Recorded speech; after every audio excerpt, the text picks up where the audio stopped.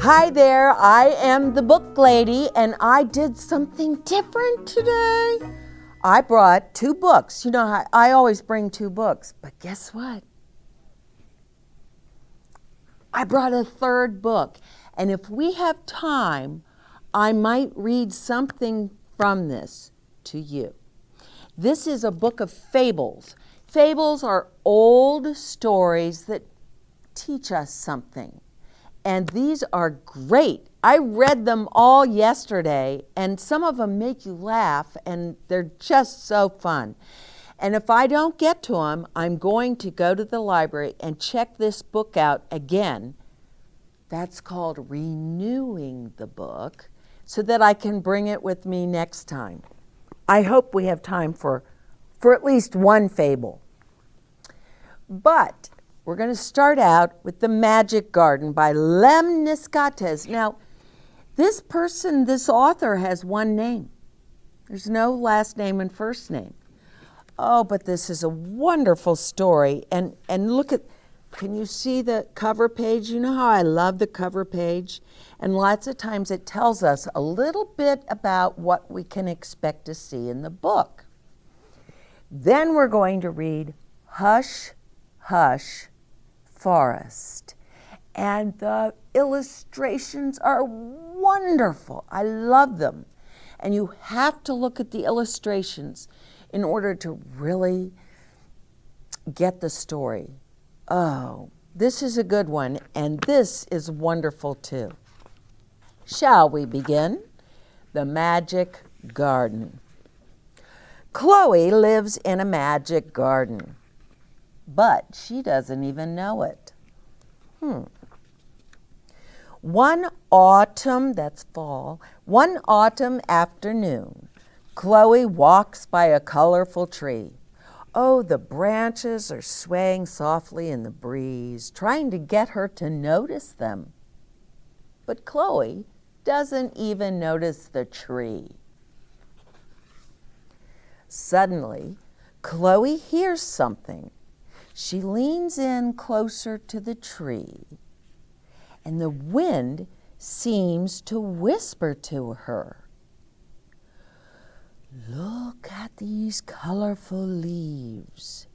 Soon winter will come, and those leaves will fall to the ground. But in the spring, new leaves will come. Have you ever really looked at this garden? Wonderful, amazing changes happen here every day. Sleepy caterpillars transform into beautiful butterflies that fly off to explore the world. At night, in this garden, there are insects that shine as bright as stars in the dark sky. Others gather in choirs to sing to the moon. Many shy creatures live in this garden too. Some borrow the colors of their surroundings to hide themselves. They dare to ask, "Can you find me?" Others in this garden are known for their bad tempers. They show off their bright colors to warn everyone, saying, "Don't get too close." There are snakes in this garden that can perform incredible feats, like eating a meal 3 times their size. Wow. In this garden, Birds weave wonderful nests, and spiders spin spectacular webs. The bees in this magical garden dance delicately through the breeze, telling of where to find the best flowers. When springtime arrives, the trees are filled with beautiful blossoms. The bees take nectar from the flowers and turn it into sweet honey. From the same flowers, fruit are born, and from those fruits, new seeds. And if a seed drops to the ground, it soon grows into a tree. And the magic starts all over again. The wind has told Chloe many secrets of this magical garden. Now it softly sways and whispers again, magic, magic, magic, to remind her that there is magic all around to explore and discover. Oh, didn't you like that book? I loved the way at the beginning, she didn't even notice the tree, and that's so common for so many of us. We're in a hurry thinking about where we're going. We aren't thinking about the path. I've got to get to school. I walk this way, and then I turn here. But you aren't noticing, all the beautiful things, the trees, and the wind speaks to Chloe. Hey, come here. And points out to her some of the wonderful things that she's missing. Spider webs. You know, sometimes if you sit outside and the light hits a spider web just the right way, they can be that big. And they're a little bit sticky. So when a fly or a mosquito or any other kind of insect flies into it, it catches it. And then the spider has dinner. And the importance of when a tree is flowering, it has little flowers, little flowers. You're walking, you don't really notice, oh yeah, that's pretty. Those flowers are very important, very important. Some of them produce fruit, maybe a pear tree, a peach tree, an apple tree, yeah. And others, the bees land on those flowers and they get the nectar and turn that into what? Honey. I just think this is a wonderful book. And in the back of the book, the author tells us, why do bees dance? What is pollination? How can snakes eat meals that are bigger than they are? And it's just a very interesting book. You learn a lot, and I loved the illustrations. I hope you enjoyed this book. Are you ready for the next one? What do we have here? Hush, Hush, Forest by Mary Casanova. And it says Woodcuts by Nick Roblewski. Oh, I hope I pronounced his name kind of correctly. And woodcuts, it's a little, he didn't use paper and pen or with a brush and paint. He cut this into wood and then pressed it. And I just think it's just so beautiful. I really am excited to share it with you. Let's start. Now I want you to see that page? It's kind of brown and gold and yellow and orange and yeah. Remember that. As we read our bedtime stories, blankets tucked beneath your chin, golden leaves twirl past our windows. Shadows lengthen. Fall sets in. Oh, isn't that a wonderful picture of fall? Yeah, those are the fall colors. I love them. I love fall. Speckled stars on agile diver, loon sings one last lullaby. Ooh, ooh, ooh, oh, ooh, ooh, ooh. See the loon? The loons have a beautiful call, and it's calming, and it's lovely to listen to. Rising, rising to the sky. So the loon is flying away, probably flying away because he knows winter is coming. You know, animals just know this stuff. Sharp teeth, strong jaws. Beaver builds a cozy lodge. Soon the aspen leans. The aspen is a kind of tree, and it does bend with the wind. Some trees don't bend so much. These trees can bend. And drops. Well, look where it dropped.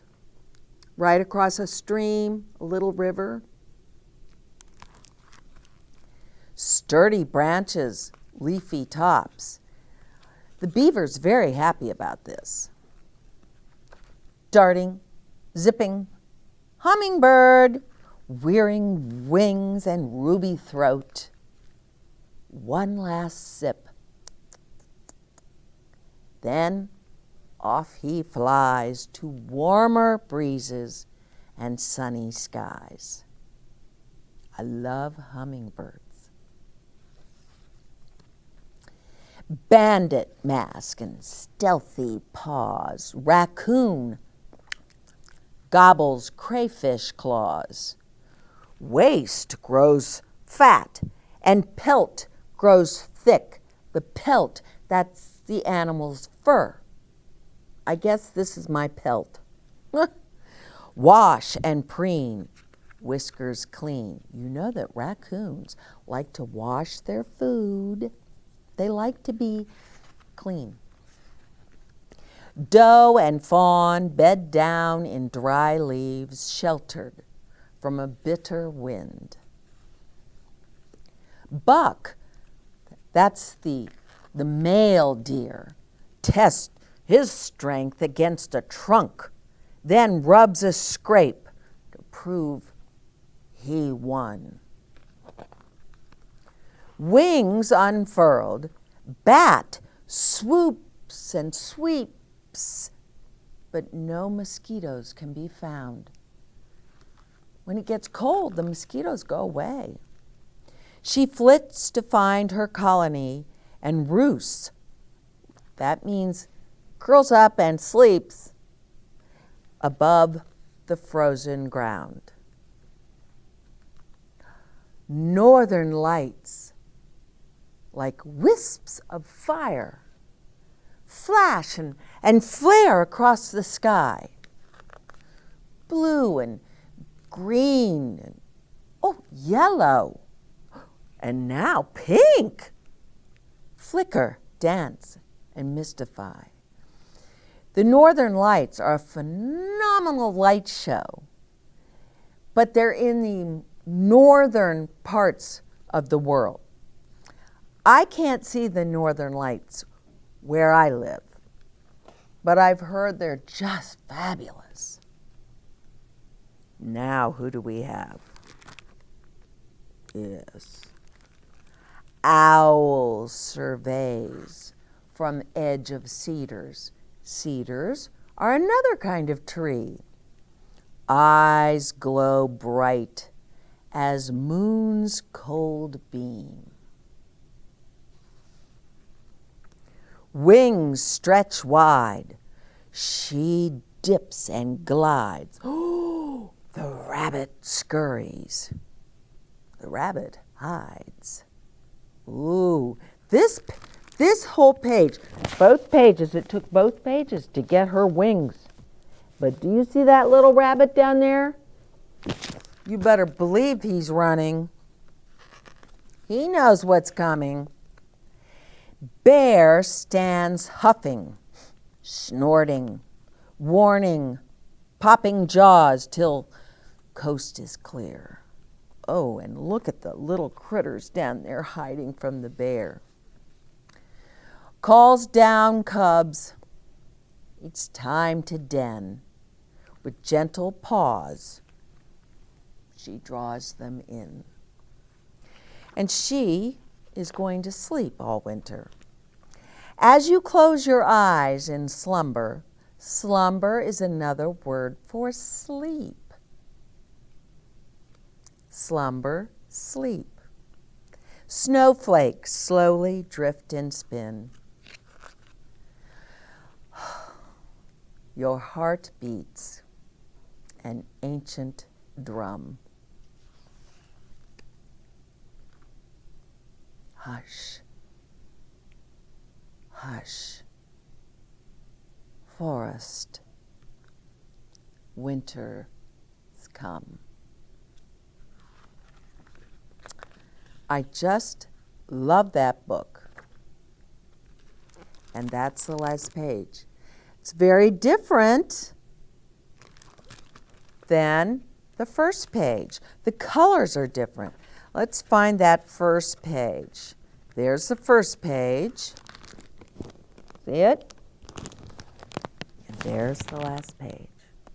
It's got whites and grays and blues. See the owl? And here we see a fox. I just had a feeling you would love that book. I hope you did. I think I have enough time to read you a fable or two. Now, these are not long. They're short. Do you know this book, see all those pages? Every page has a fable. But I put a bookmark. Do you know what a bookmark is? It's what you put on that page to remember where you were, or to remember certain parts of the book that you just loved. Let's say we wanted to remember a certain page in this book.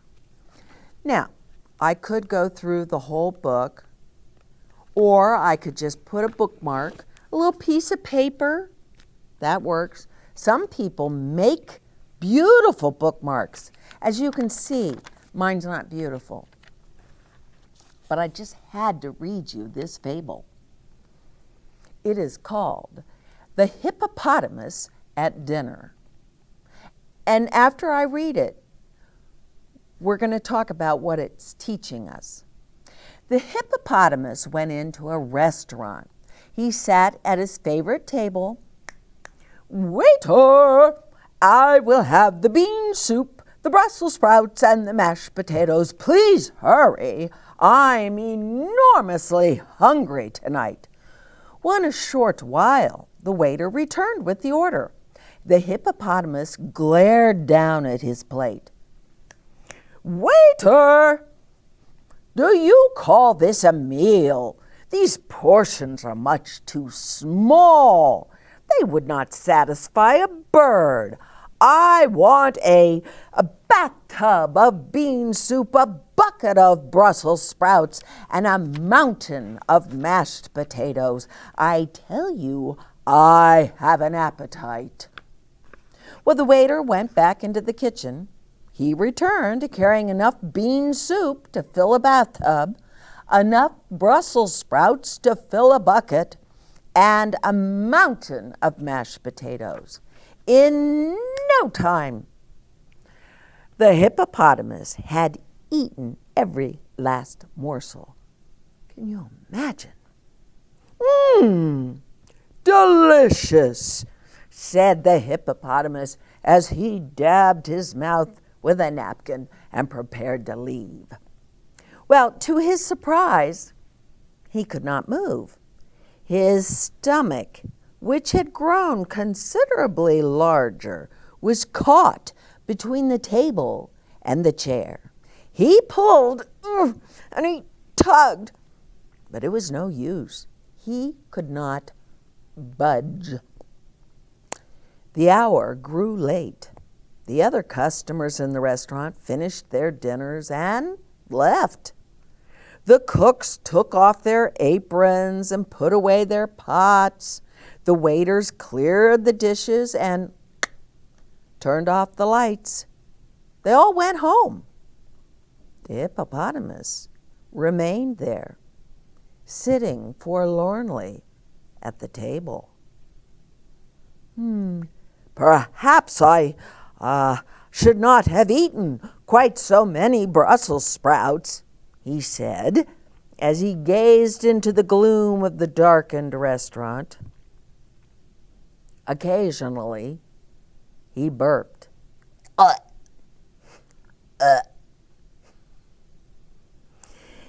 And here's what the moral of that fable is. Too much of anything often leaves one with a feeling of regret. And regret, let me tell you what that means. It means that in your head you're going, oh, I wish I hadn't done that. I wish I hadn't made that decision. I just thought, you know why I like this? Because I love the picture of that hippopotamus. Will you look at that guy? He's great. But he didn't think. I think I have another funny fable. Again, I like this fable, of course, because it does teach us something, but I love the picture. The elephant and his son. Well, the elephant and his son were spending an evening at home. Elephant's son was singing a song. "You must be silent," said Father Elephant. Your papa is trying to read his newspaper. Papa cannot listen to a song while he's reading his newspaper. Why not? Well, because Papa can think about only one thing at a time, that's why. Elephant's son stopped singing. He sat quietly. Father Elephant lit a cigar and went on reading. After a while, Elephant's son said, "Papa, can you think about only one thing at a time?" "Yes, my boy, that's correct." "Well, then you might stop thinking about your newspaper and begin to think about the slipper that's on your left foot." "But my boy, Papa's newspaper is far more important and interesting and informative than the slipper on my left foot." "Well, yeah, that might be true. But while your newspaper's not on fire from the ashes of your cigar, the slipper that's on your left foot certainly is." Father Elephant ran to put his foot in a bucket of water. Softly, Elephant's son began to sing again. Here's what the moral of that story is. Knowledge will not always take the place of simple observation. Let me tell you what that means. Knowledge, that's where you think you know everything. You've read about it, you've heard about it, you know. But have you seen it? Sometimes we let all that knowledge get in the way of what we're really seeing. And I just love this picture. Do you see his slipper? There's some flames coming out of there. And the smoke that's coming up from behind his newspaper. I just think it's a great story. We're going to have fun with this because I am going to read every one of these fables to you, and some of them, and I mean, I want you to see. Will you see that picture? Now, don't you really want to know the story that goes with that one? It's a goodie. These are fables, and fables are very old stories that teach you something. Yeah. I don't know. We probably should be reading fables more often because it's always good to learn something. Just saying. Oh, I think this has been so. Look at my terrible bookmarks. This has been so much fun. Hush, Hush Forest, where we went from autumn or fall and we moved through. And as we moved through, everyone was getting ready. The loon sang his last song. Ooh, ooh, ooh. And then he started flying. And the owl and the bat. I'm going to be very honest with you. I don't like bats. We had a lot of bats in our house. I live in an old house and we had bats. And I just don't like bats. I understand they are important creatures, but I don't love bats. But I am interested in what they do when winter comes. And we had the bear, well, there's that bat, and the deer, the raccoon. I like raccoons. And the hummingbird. Someday I want to find a book about hummingbirds because they do take a very long trip from up north down to, way down in Mexico where it's warmer. And you really want to make sure you feed them well in the fall so they have all what they need, the energy to make that long trip. Oh, hasn't this been fun? I want you to remember that we are also on YouTube. And so if you go to YouTube, you can type in The Book Lady. And there it is with all these wonderful books that we have read. You just subscribe and start looking at all the books that Book Lady has read. We've had so much fun. But I have to go soon. I have to go to the library. How about that, kids? I have to go to the library. And that's where I got my wonderful books we read today, The Magic Garden. Wasn't that great? The wind talked to Chloe and taught her a lesson. And I think from then on, you know what? From now on, when you walk to school or you're outside playing, notice the things you don't normally notice. Oh, this has been fun. And don't forget, fall turns into winter and wonderful things happen in the winter too.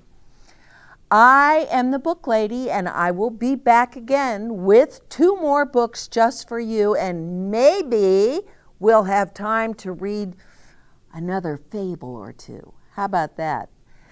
Until next time, bye-bye.